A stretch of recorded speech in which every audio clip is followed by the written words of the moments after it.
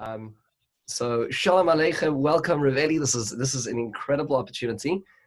This is Pre-Selichos 5780, the last Selichos as we move towards Rosh Hashanah, Tafshin Pei Aleph, and we have the incredible opportunity of welcoming Eli Beer to our shul virtually.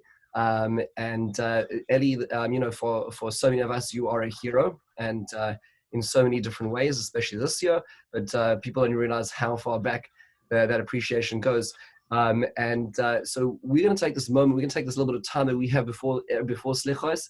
We thank you for joining us, and we're going to take this time to really just unpack a little bit about the incredible work that you do, the miracles that you work on a daily basis, the teams that you lead, and talk a little bit about the growth that we as individuals, we as people who are trying to find our way, can learn from this, can learn from the work that you do and the incredible service you provide to the community. So let's start at the very beginning. Eli, you've been at our shul beforehand, and many people in our shul, in fact, are very involved. And I just remember, I think last year, David Friedman was honored at the dinner, having given, I think there was an ambu-cycle at the time that he was giving. And I know a number of people in our shul have been involved in ambu-cycles and involved in United Hatzalah. But a lot of people don't necessarily even know, like, what is United Hatzalah? Here we have Hatzalah. What's United Hatzalah, and so on. So let's talk a little bit about that. We can go in two ways. I was thinking maybe of showing the Naz Daily video to warm people up, and maybe just sometimes you see a little bit more, and then we can obviously it's only a soft jump in. Is that all right with you? Yeah, but I would like you to just explain who's Naz Daily, because that's yeah, sure, absolutely. Because Naz Daily is an Arab who lives in Israel. Is a fantastic person who's actually put out he started a project to put out 1,000 videos, essentially about a minute or two a day about different things, and he decided to highlight United Hatzalah. He's got, how many views has this video had? In different platforms, around 65 million viewers. 65 million, right? So I mean, it's just unbelievable to appreciate the incredible Kiddush Hashem. When this video was going around, this said Kiddush Hashem across it, backwards and forwards. For us to be able to be at the front of it, for you to be the face of that, was incredible. Let's just whet people's appetite a little bit, and then you can talk about a little bit the depth of that. So I'm just going to pull this on right over here. This is Naz as he interviews. It's very fast, but it gives us a little bit of a shot. About a guy, who is the fastest to save your life. But first, let me tell you what the problem is. Imagine you're in a remote area. You get a heart attack and you call an ambulance. For that ambulance to get to you, it has to drive all the way through traffic and narrow streets. And by the time it gets there, you are dead. This is how millions of people die every year. Ambulances are just not fast enough, and that is scary. Then I met this guy. Hi, my name is Eli Beer. This guy found a unique way to solve the ambulance problem. Here is how. It's very simple. The ambulance is too big, so Eli used a motorcycle and called it an ambu-cycle. Instead of employees, Eli found volunteers, regular people just like you and me, the teacher, the engineer, and the student. He trained them for months, gave them medical supplies, and an ambu-cycle. And he let them go back to their normal life. And every time someone calls for help, his technology finds the closest volunteer that can help. Think of it like Uber. This is for free, and we save lives. They drop whatever they're doing, arrive on the scene, and give medical care until the big ambulance shows up. This is how the difference between life and death looks like. The first 3 minutes are the most important to save a life.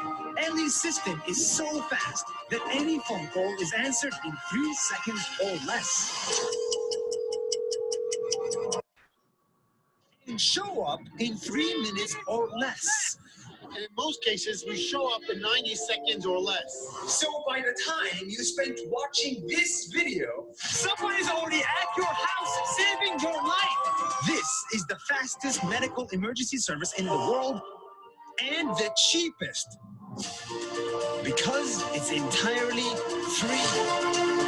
By the way, our team is 5,000 volunteers, and it's all sponsored by donations. It's an organization that's 100% politics-free, 100% cost-free, 100% amazing, and 100% Human. people of different backgrounds volunteer to join Eli's team of medics. The Jews, the Muslims, the Christians, and everyone else. I love the fact that I'm sitting here in United Hatzalah, in between an ultra-Orthodox Jew. All of them dedicated their time to save others regardless of religion or race. Hello, how are you? Shalom, shalom. And overall, they saved over 3.5 million people. In my own Yeah, we're going to stop there just for a moment because there's just so much to absorb over there. There's just so much going on. Eli, I mean, this was a huge highlight. This video has been viewed by millions and millions of people across the world. I think it's just actually really a very light dive into so much more that goes on. Do you want to talk to us? Like, I mean, this is a life-saving operation. The algorithms, the united aspect. Tell us how we got here. Well, you know, it's amazing how, if I look back, how it really started. It wouldn't be even. I don't know how this miracle happened, but it really. I grew up in Jerusalem, in Yerushalayim, in a Beit Vagan. I don't know if you know what Beit Vagan is. Sure. When I was a little child, I was next to a bus stop when the number 12 bus stopped on Friday afternoon, Erev Shabbos. And when it stopped, the bus blew up.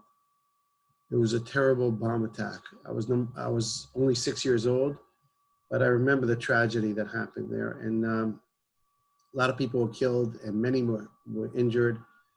And the scene would never leave my mind, how people were just laying there for so long, just waiting for help. And that led me, growing up, always wanting to be a doctor or some kind of a medical personnel. I wanted to help save someone.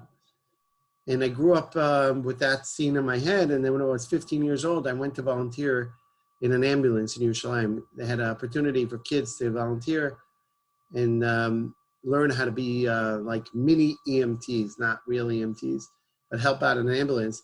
And I was a volunteer for a year and a half. And I really tried saving people. We tried everything. We helped many, many people. But if someone was not breathing, if someone was bleeding terribly in a terrible accident, by the time we got there, it was too late, every single time. And fortunately, many people did not make it when we were waiting for us. And then one day we had a call about a 7-year-old boy who was just eating lunch and choking. And his mother called for help. And we were the ambulance available in the city. We came from Har Sofim, Mount Scopus, and we drove to the other side of town, the same neighborhood where I grew in. And when we got there, this kid was on the floor for 21 minutes. That's how long it took us to get there. And we tried saving him, and we were crying while we were trying to do this. And a doctor who lived a block away saw the ambulance come, so he ran to help us. And a few minutes after that, he said there was nothing we could do, just bring a sheet to cover him. I was 16 and a half years old then, and it was the worst event that I've ever been personally as an EMT. And I realized how ambulances are important to save people's lives, but they can't save people. They could transport people that are waiting on top and could breathe on their own. And I didn't understand why a doctor living a block away didn't know this kid is choking.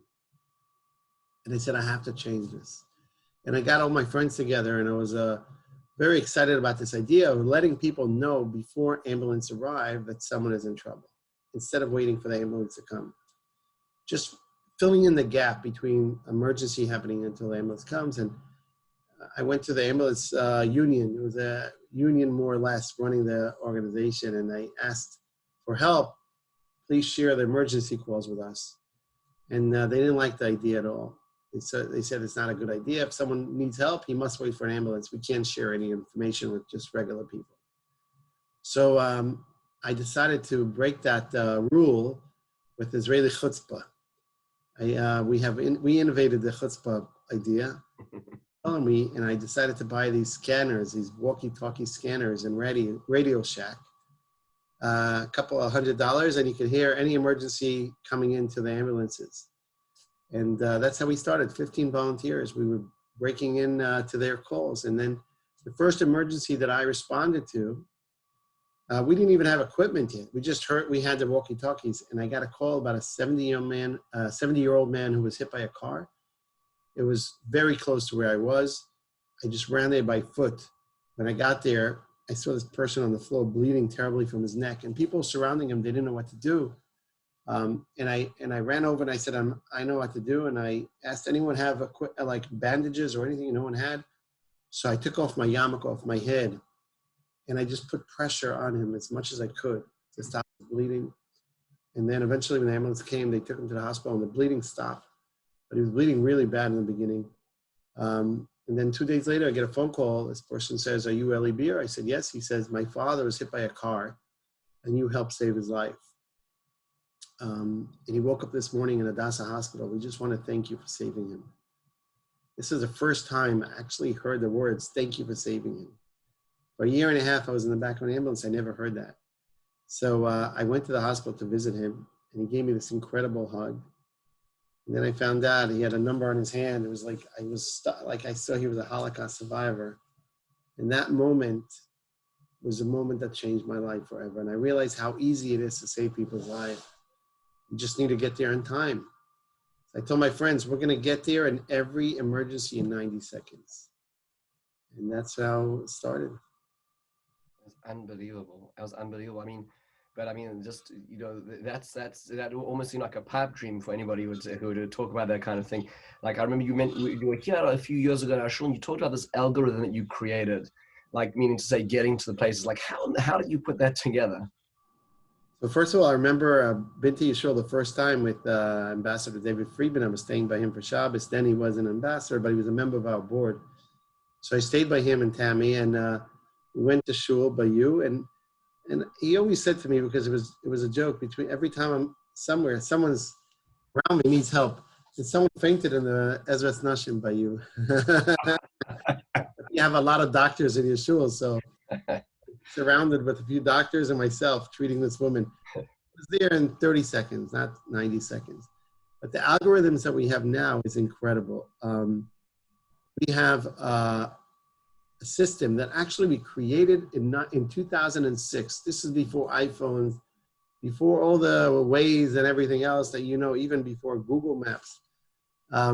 We had found out that Java systems and the Nextels have GPS on them.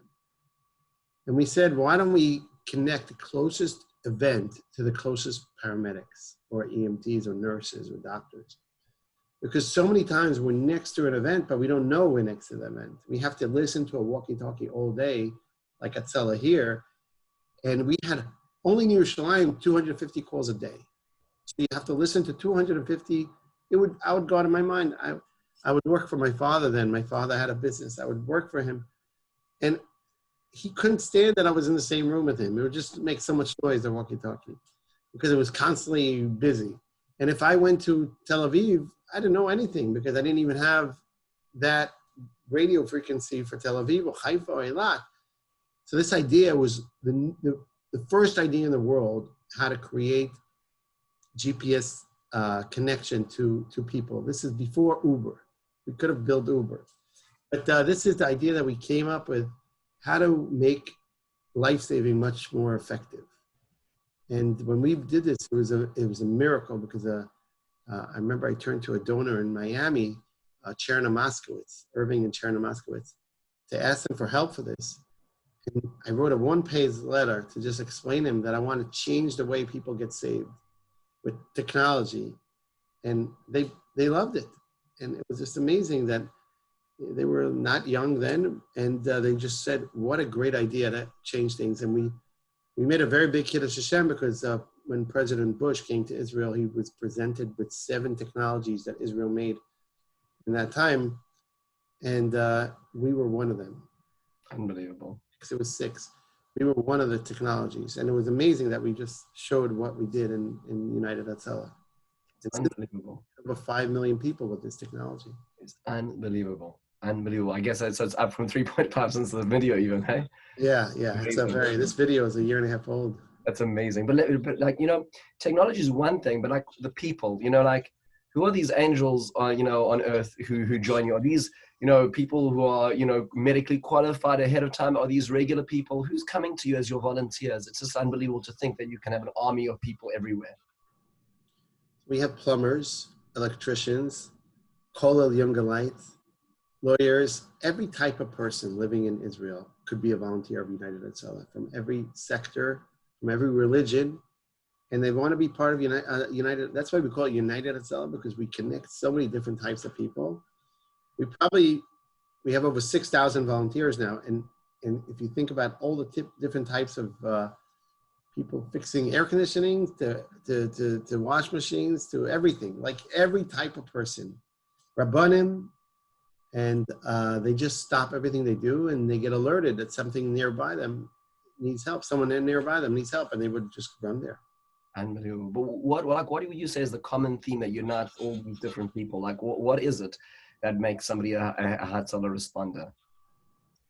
So it's really an interesting question. I once spoke to a big gadol about this. Many years ago, we got a lot of help from the Rabbanim to make this United Hatzalah. It was very hard to do it. And one of our Rabbanim asked me then, what pushes people to do this? So I said, listen, we have everyone has a reason. Everyone wants to be a hero, really. I mean, the mitzvah part is also important, but I would say it's a smaller part, but everyone has a reason. Some people had some event in their home once, they saw someone die, and I saw this bomb attack, that's what pushed me. Everyone really wants to do something good. And I meet the most incredible people, and every time I see someone that I ask that question, why are you there? So I told Rabbanim that 5% is the mitzvah and all the rest is different reasons. So I remember he said, I wish it was 100% not for the mitzvah, because then that way they would run even faster. People have other reasons they run faster, but it's the beautiful part about this. It's all volunteers are doing this on their own goodwill. They get zero in return. No one gets money for doing this. And not only that, they also pay for their own gasoline when they run out the calls. In Israel, the gasoline is not like in America. It's 3 times as much. And some people, they have a hard time paying for this expenses, but they do it anyways because they really feel the responsibility on their shoulders. Yeah, it's unbelievable. Just what a Kiddush Hashem. And let me ask you, like, how's this, like, during COVID times now in Israel? How's United Hatzalah been handling all of that? Like, now with all these things going on, has it increased? Has it decreased? Has it changed things? Right now, we're going through a very terrible phase in Israel. The worst phase in COVID that Israel suffered till now is now. In the beginning, Israel was doing well with dealing with this corona disease. But now we have over 4,000 people a day that are contaminating corona, and that's why Israel's shutting down, unfortunately.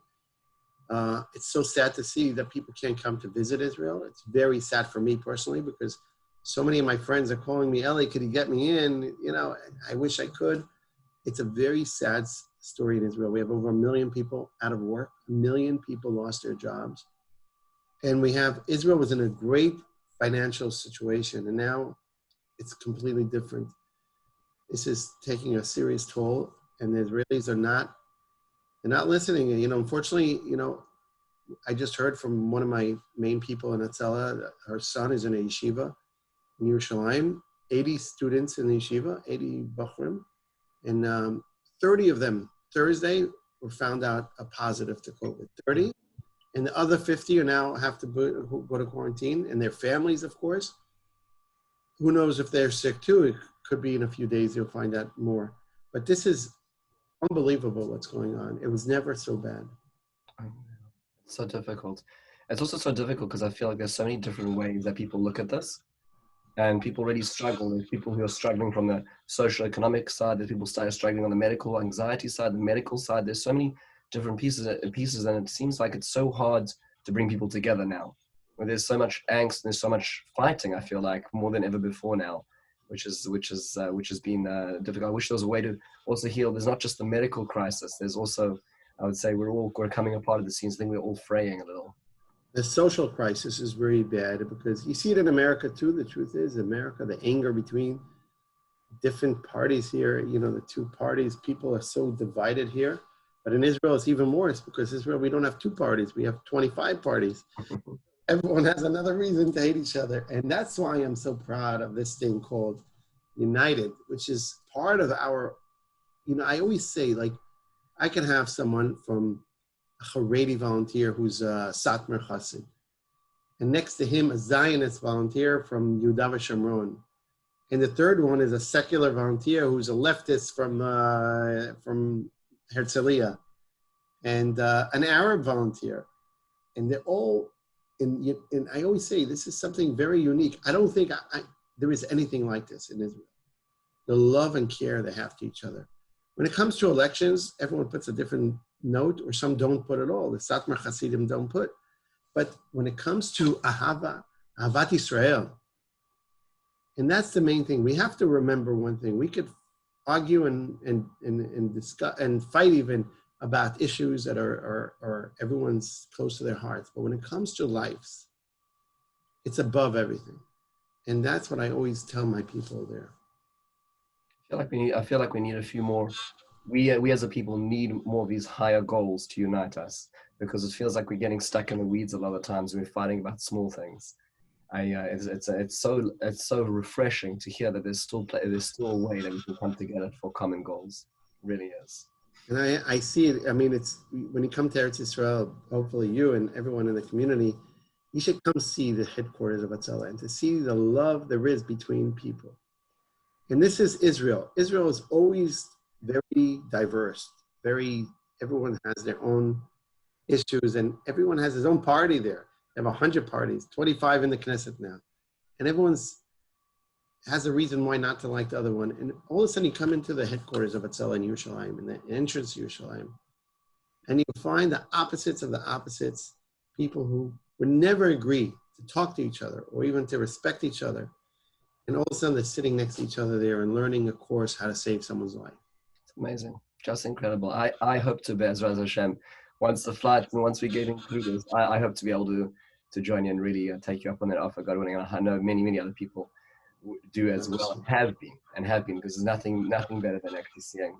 If it's all right, Eli, I'm going to take the conversation to, I guess, a darker time, if that's all right. You know, there's a lot that we on the outside have to learn. If it's all right, I apologize for bringing this up, but I wanted to just talk about you know, your personal journey, and so many of us were following your personal crisis, and we're davening for you. So many of us were so elated as you, Baruch Hashem, came through. For those who are not aware and those who are not with it, if it's all right, Eli, is it all right if I share the video? Of course. Okay. And I'm going to show. This is just this is just came out in the thick of this was such a heavy cloud on all of us when we got to see this, and I think I'd like to just explore that a little bit together. So I'm going to pull up this video came out. What was the date of this, Eli? What date did this happen? I think it was March 16th or 17th. Oh, wow. So it's really the beginning. So I'm just going to pull this in over here. This is from the hospital. Hi everyone. I'm here. This is my 4th day in ICU in Miami University. My situation is difficult. My breathing is getting worse. And today I got informed and I got results that I do have COVID-19. In addition, the doctors recommended to put me to sleep, intubate me, in order for making my breathing better. So, I needed to keep davening, keep doing mitzvahs. It's very important that everyone who wants to do chesed should continue supporting all the great causes and continue supporting United Hatzalah. It's so important. Right now, I can't do my job and raise funds for Hatzalah. But each one of you who listens to this, tomorrow I'm going to be sleeping, maybe tonight, intubated. And I would need everyone's help to continue supporting this critical organization, make sure that people's lives are saved. And all the needs that they have should be met through your support. So thank you so much for all of you, for all your love, for your support. I hope to meet you out of the hospital soon, healthy. And I hope you're all well, healthy. And no one should ever get sick with this terrible disease. I mean, I still shudder. Just when we received that, we were just so. It was such a cloud. I mean, it's just the terror of going into something like that, the terror of going through something like that. Can you just talk a little bit about your experiences? I mean, this is perhaps the most terrifying thing a person can ever imagine. This is the very beginning. You don't know anything about it. You're alone. What was going through your mind? First of all, it's the first time I see this video since I woke up. I mean, I saw it at the beginning. I didn't see the whole thing. It's the first time. So it's really emotional. I didn't realize how bad my situation was. I knew they're going to put me into a coma. And after this video, I asked the doctor, he was a Swiss guy or like a very European guy, like very honest, like very direct. And I asked him, what's my chances?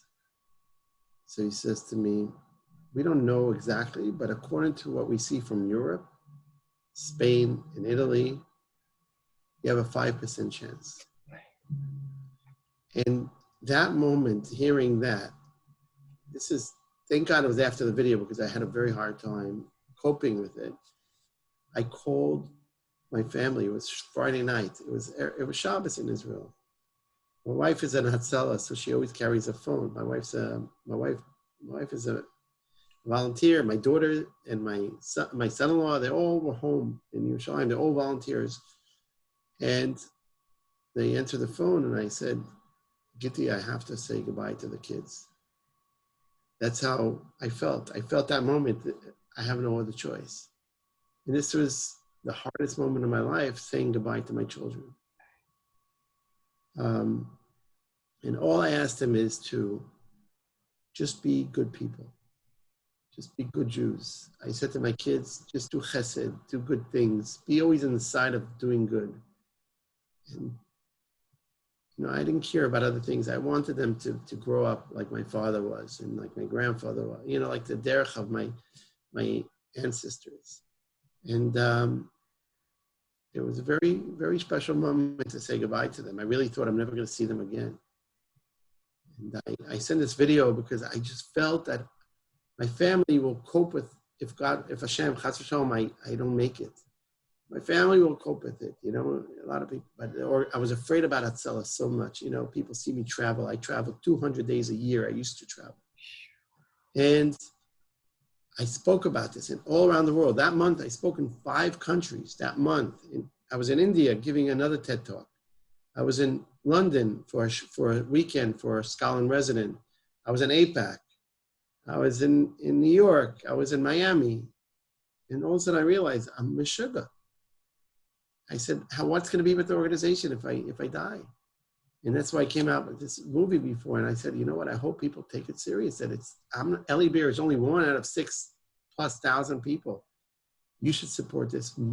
If I'm not alive, continue supporting it, because I was afraid people say, oh, okay, Eli's not here to nudge us anymore. We're safe. Wow. I mean, where did you draw the resilience to go through? I mean, I think as we think, we're approaching Rosh Hashanah, Yom Kippur, and we talk about every day treating it like your last, but I don't think we really take that seriously until maybe we get into that. For us on the outside over here, like we're going into that. How did you have the coping mechanisms to go through into such a dark corridor? Look, in my lifetime, I saw the worst of the worst. I was in bomb attacks. I was in war zones. I was in fighting for people's lives in their homes. On the floor, you see a child not breathing and you're doing CPR, a kid. So I've been to the worst already in my life. Now, all of a sudden, whatever I saw in others, I'm seeing on myself now. So I was ready to give back the keys. And I said that in shlemut. Like, I feel like I did my part already. Like, okay, I'm 46 years old. The only thing I was really sad about is not seeing my daughter give birth and have like I was waiting to be a grandfather, and my daughter was pregnant. My daughter took it very hard. It was very hard not to know that I don't see a grandchild, because I was waiting for that. And my other daughter was engaged. She was supposed to get married. Like, I thought about these little narishkeit, which is not really something. That's what I was thinking about. Okay, if I saw my grandson, it would have been easier. But I really was ready to go. And I told the doctor, do what you need to do. And I remember the blade of the intubation coming in, and he was not coming in. I was just waiting. He was waiting for me to fall asleep for it to go in. And I remember that moment. And I didn't think I'll ever see light again. But I guess the davening of Am Yisrael was so strong, because there was no way, they had nothing they could have saved me with. My chances were very low. My lungs were shut down. It's unbelievable.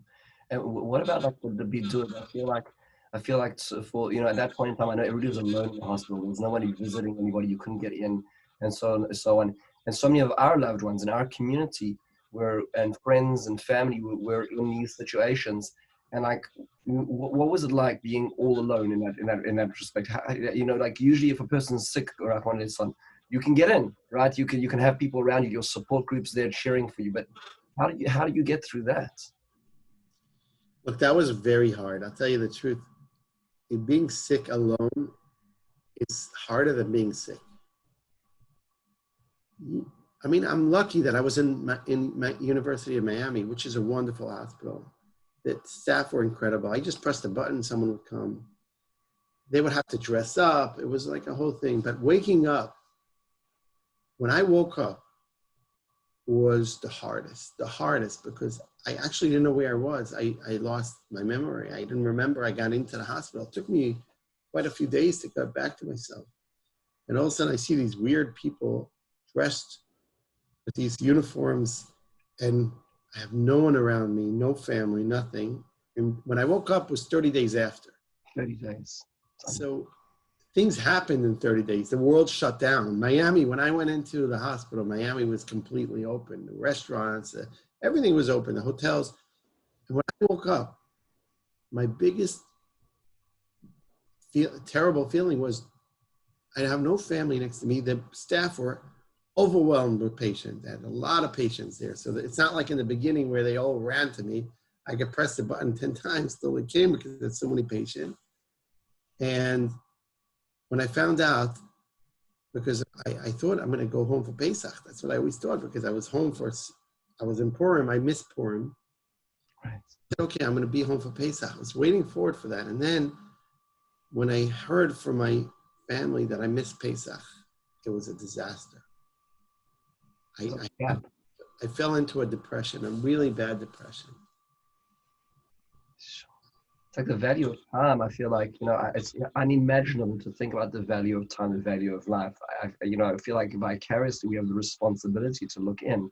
Well, what would you say is something that we should learn from this experience, that we as people, who many of us do not have to do anything of this terrifying nature, what should we be thinking about, especially as we approach this?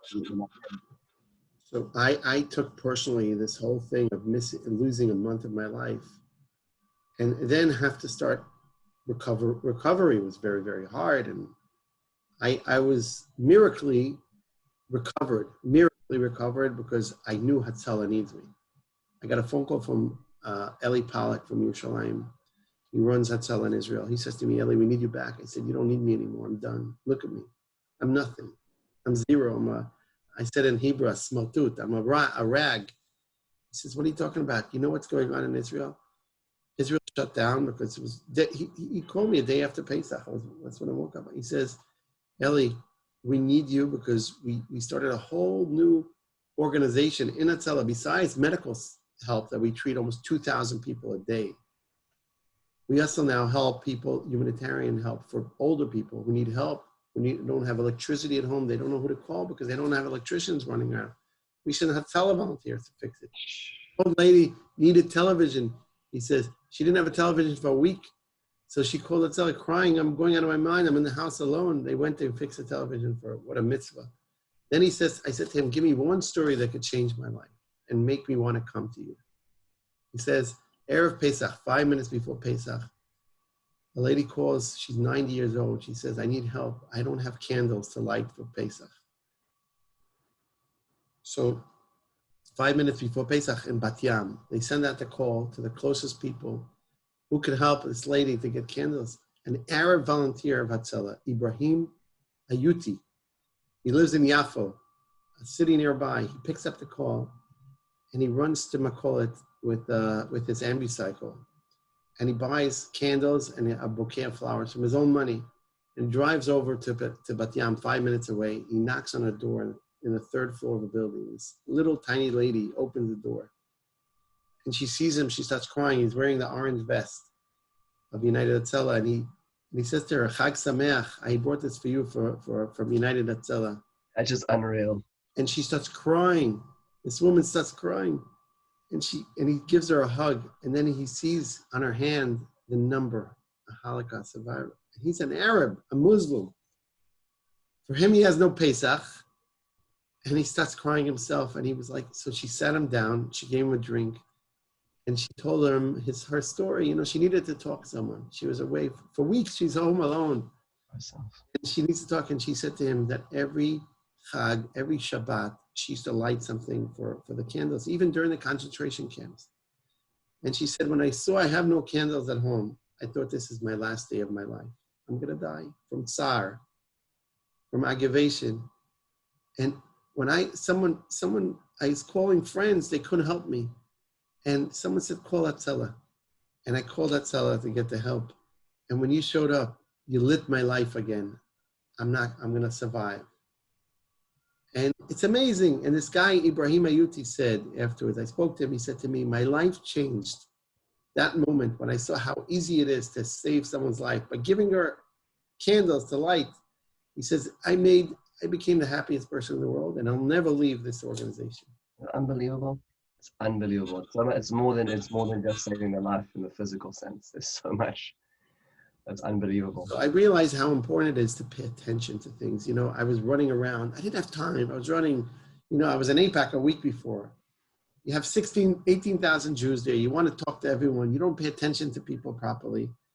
I realized that when you talk to someone, you should pay attention. We're all ADD. Everyone has a phone on him. And everyone's answering emails while they're talking to people and everything else. I was makabel on myself to pay more attention to people and to enjoy the moment, like we say. And when I'm with you, I'm with you. And then use my time better, because time is fragile. Hashem gives you your life and it could stop any second. COVID is one terrible thing, but accidents and terrible events that happen, we should really enjoy time that we have with our family, with their friends, and give the attention we need. When I talk to my kids, I should really talk to my kids and not think about other things, which is something I learned from this whole thing. Unbelievable. I think this is such valuable lessons. I actually want to take it, as we start closing, I want to just take it back to a good moment. If it's all right, I'm going to just show the video of the return. It's just so powerful. Yeah. You coming back, and we'll think about this just in one reflection. This is in Florida.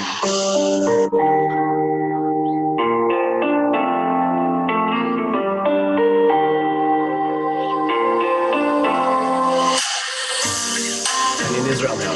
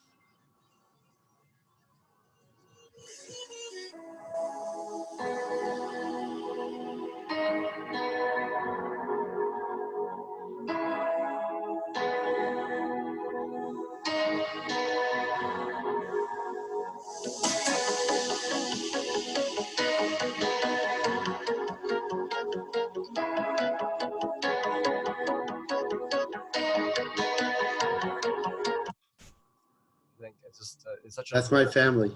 It's amazing. It's just amazing to see the return. When was that? What was the actual date of that?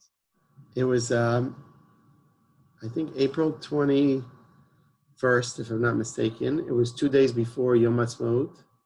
Israel was shut down for Yom Ha'atzmaut, Yom HaZikaron. Actually, the police let Hatzalah have only 1,000 people there, which everyone wanted to come. I didn't know about this. I actually was very upset when I saw this, and I thought it was my funeral. I actually thought maybe I'm in my funeral. And seeing my family there and my kids and the volunteers of Hatzalah were just incredible. And when I left Miami, Miami is a very special community, Jewish community there. 300 people that just came with their cars. You know, it's funny because when I left the hospital, I was in the ambulance. I didn't even know this whole thing is happening. And Danielle, who works for United Hatzalah, Danielle David, just arranged this with a few of the members of the board, and Hatzalah of Miami were helping. And it was just a ridiculous thing. I thought it was my funeral. I actually thought maybe I'm enjoying, I'm seeing like it was very weird. But coming back to Israel for Yom Ha'atzmaut was very, very special. Even so, Israel was very sad then, and everything was shut down. And by the way, in Yom Ha'atzmaut, Yom HaZikaron, the day before Yom Ha'atzmaut, the families couldn't go to the cemetery. They weren't allowed to. Hatzalah got permission from the army to send Hatzalah volunteers all around the country. They went from grave to grave to say Kaddish. It was such a big Kiddush. Unbelievable.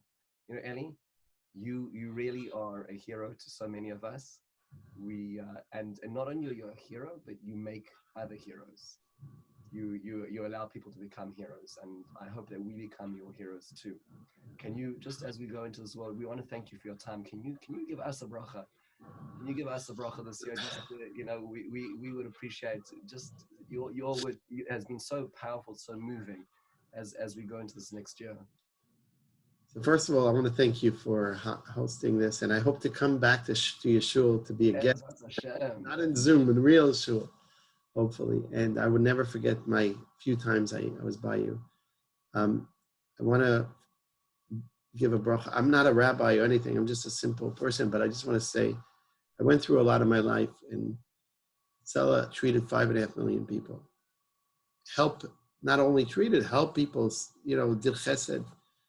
And in this chus that I want to wish everyone, all Am Yisrael, you should just have a good year, this coming year. You know, when you go to shul, or you daven in your own yard, I don't know what people are going to do everywhere. Just think about chesed for other people, and Hashem is going to save you. Just think about chesed. Think about doing good to others, and Hashem is going to save you. If you pray for another person, Hashem will give you first the cure or the thing you're praying for. I wish you all a beautiful year, and you should all be healthy. No one in your shul and your community should need any Hatzalah ever. You should always support Hatzalah and never need Hatzalah. That's always my blessing. And if people want to learn more about United Hatzalah, we have a website. It's israelrescue.org, www.israelrescue.org. And you can see stories and videos and support. It's a good thing to do before Rosh Hashanah. Folks, this is for real. This is for real. Eli, we so thank you. I see Michael's here in the background. Michael Yudian is here. Michael Yudian, he's our representative in the 5 towns. Great to see you, Michael, or at least your screen over here. And Eli, thank you so much for this. Be'ezras Hashem. Let all the difficult things be behind us, and let this year be a year of bracha for you, all of Hashem. Thank you for making heroes, making us. Thank you. And Shana Tova, I thank you, and best regards to all my good friends in New York. I have a lot of good friends there, so thank you. We look forward to seeing you in person, God willing. Toda rabba. Shana Tova.